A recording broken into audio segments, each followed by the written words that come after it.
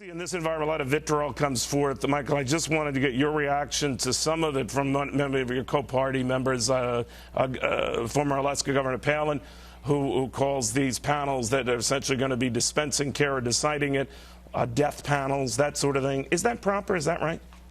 Well, I think it's proper because it's within the context of what people are seeing in some of the legislation that's floating around out there.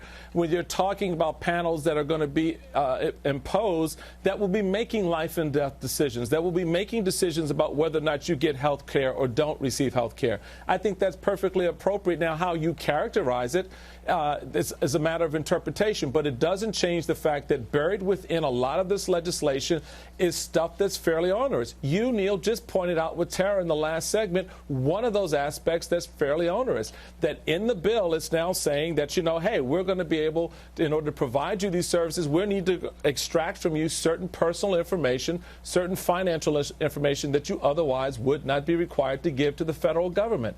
And that's not being talked about. Why isn't that part of the discussion that the president is laying out when he's talking about exactly what the implementation of his plan is going to be? Oh, maybe it's because he hasn't read it, his own admission? All right, Michael. I had no problem.